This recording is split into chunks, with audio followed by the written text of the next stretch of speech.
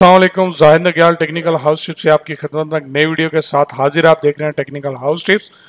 दोस्तों, इस वीडियो में इंशाल्लाह आपको मैं एग्जिट री एंट्री लग गई है कि नहीं चेक करने का तरीका बताऊंगा। आप अपनी री एंट्री कैसे चेक कर सकते हैं, यानी छुट्टी आपकी लगी है या नहीं लगी।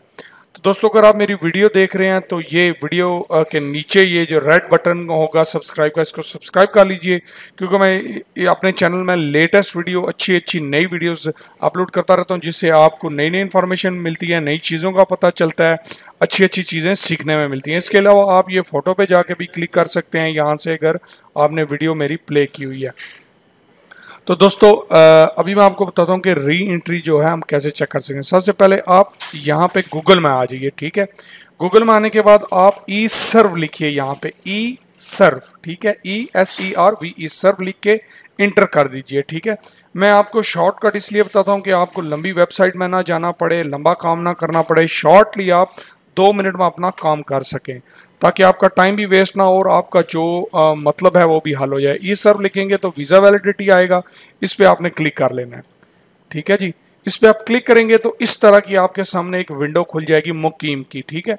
ये वज़ारत दाखिला मुकीम की ये विंडो खुलेगी। यहाँ देखिए, आप यहाँ पे आपने जब ये पहले पे क्लिक करना है तो ये देखिए आपका इकामा number, visa number, passport number, तीनों में से जो भी चीज़ आपके पास मौजूद है आपने उसको सिलेक्ट कर लेना है, ठीक है।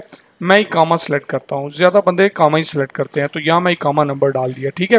अब नीचे मैं ये देखिए, अगर आपके पास वीज़ा नंबर है, पासपोर्ट, वीज़ा नंबर तो खैर नहीं होगा, अगर पता हो तो आपको एग्जिट इंडिया का भी पता होगा।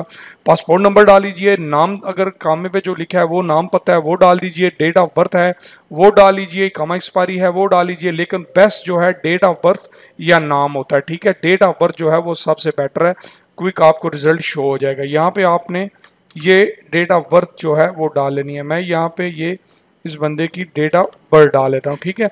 डेट ऑफ बर्थ डाल के यहाँ पे ये नेशनलिटी वगैरह कुछ भी देने की ज़रूरत नहीं है। यहाँ पे आपने जो डेट ऑफ बर्थ होगी 01 जनवरी 1986, ऐसे ही जैसे अगर 30 जनवरी है तो यहाँ 30 डालिए, 01 1986 या जो भी है आपकी डेट ऑफ बर्थ है वो डाल लीजिए, यहाँ ये याद रखिएगा, ठीक है।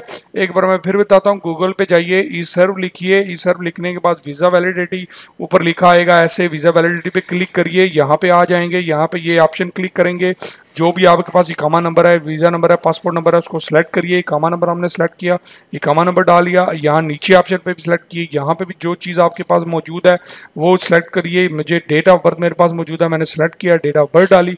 अब यहाँ पे मैंने सिर्फ चेक पे क्लिक कर देना है, ठीक है। ये मैंने चेक पे क्लिक किया। अभी ये देखिए मेरे सामने पूरा वीज़ा जो है उसकी डिटेल आ चुकी है, यानी कि ये देखिए रिटर्न बिफोर आया है कि इस तारीख से पहले आपने भाई वापस आना है, ठीक है। ये वीज़ा ड्यूरेशन 122 डेज़ आया है कि 122 डेज़ का आपका वीज़ा है। रिटर्न ग्रेजोरियन है, रिटर्न जो है अरबी की भी है, यानी इंग्लिश और अरबी दोनों डेट है। वीज़ा इशू कब हुआ आपका, सिंगल रेंट वीज़ा, यहाँ पे वीज़ा नंबर आपका आ गया। ये अगर आपने लिखना है पास लिख लीजिए अगर आपको चाहिए, लेकिन मेरे ख्याल से ज़रूरत नहीं। पासपोर्ट नंबर अपना चेक कर लीजिए, कहीं पुराना पासपोर्ट नंबर ना हो, अगर नया है तो इसका मतलब नकल मालूमात हुई है, अगर पुराना होगा तो आपको एयरपोर्ट पे जाते हुए नहीं तो आते हुए ज़रूर प्रॉब्लम करेंगे एयरपोर्ट वाले। पासपोर्ट नंबर ज़रूर अपना कंपेयर करिए नए पासपोर्ट के साथ, ताकि आपको पता चले कि आपका ओरिजिनल पासपोर्ट नंबर है, ठीक है। बाकी कोई चीज़ चेक करने की ज़रूरत नहीं, कोई प्रॉब्लम नहीं होता। इसको आपने प्रिंट कर लेना है, ठीक है। प्रिंट करने का आपको तरीका पता होगा, अगर नहीं है तो इसको कैप्चर करिए और प्रिंट मार लीजिए, या कंट्रोल P करिए। अगर आप जो है मोबाइल अपना कंप्यूटर से यूज़ कर रहे हैं तो इसको प्रिंट मार लीजिए। फिर भी आप नहीं होता तो इसको मोबाइल पे स्क्रीनशॉट लेके सेव कर लीजिए। दोस्तों, उम्मीद करता हूँ आपको इस वीडियो की क्लियरली समझ आई होगी। चैनल को ज़रूर सब्सक्राइब करिए, ताकि आपको इस तरह की अच्छी लेटेस्ट वीडियो मिलती रहें। और इसको वीडियो को जो है शेयर ज़रूर करिए, लाइक करिए, दोस्तों तक पहुँचाइए, ताकि उनको भी नई इन्फॉर्मेशन, अच्छी इन्फॉर्मेशन जो है मिलती रहें और इन चीज़ों का पता चलता रहे। अपने साथियों को बहुत ज़्यादा ख्याल रखिएगा। मिलते हैं नेक्स्ट वीडियो में, तब तक मुझे इजाज़त दीजिए। Thanks for watching.